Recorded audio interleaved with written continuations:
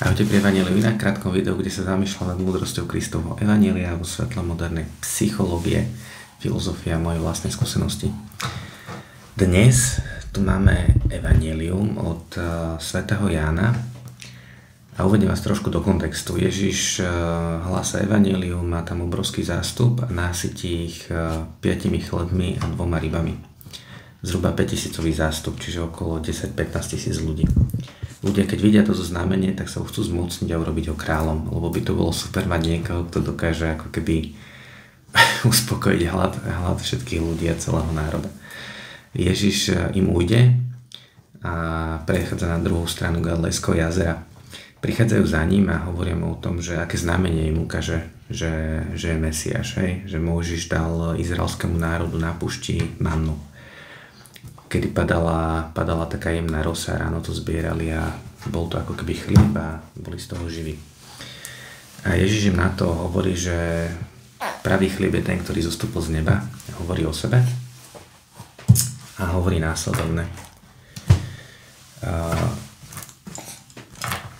Ja som chlieb života, kto prichádza ku mne, nikdy nebude hladovať a kto verí vo mňa, nikdy nebude žízniť.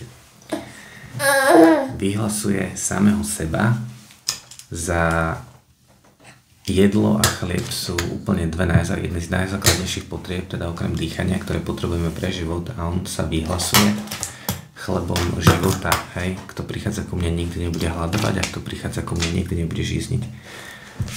Stavia sa ako keby na vrchol ľudských potrieb, stavia samého seba, Ježiš Kristus, ako keby najvyššiu prioritu, potrebu života človeka, a je evidentné, že nehovorí o ľudskom chlebe alebo o pozemskom chlebe, a je evidentné, že nehovorí o pozemskom nápoji.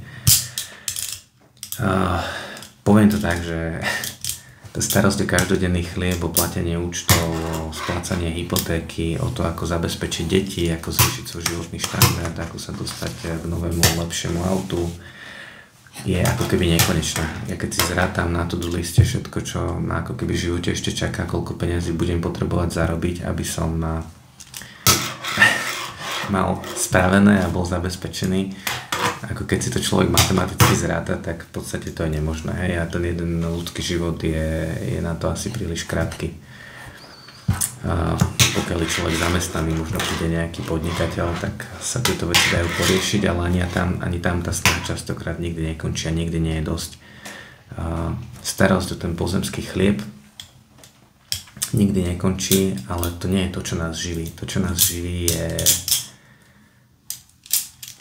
prítomnosť čohosi väčšieho, nejaký väčší zmysel, ktorý má všetko to, čo robíme, aby to nebolo také, že sa točíme v kruhu a zistíme na konci, že na čo toto všetko, Čiže duša, náš duch, naše bytie potrebuje čosi viac ako len pozemský chlieb, a Ježiš toto veľmi striktne oddeluje. On ich síce nakrmil 5000 zástup, ale to nebola pointa.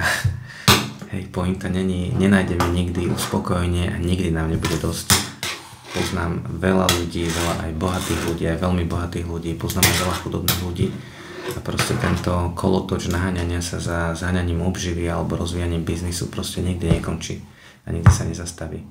A je tu iný chlieb a iný nápoj, ktorý dokáže naozaj nasytiť dušu, a to je vzťah s Kristom a nazeranie na život jeho očami. Prajem nám všetkým, aby sme dokázali si uvedomiť túto veľkú pravdu a neboli ustarostení o každodenný chlieb, pretože ten nám dáva náš nebeský Otec, určite nám ho dá aj dnes, a zháňame sa za chlebom, ktorý ostáva pre večný život, a tým je vzťah so živým Kristom, ktorý vstal z mŕtvych a chce prebývať v našich srdciach a konať cez nás svoje zázraky. Majte požehnaný čas. Ahojte.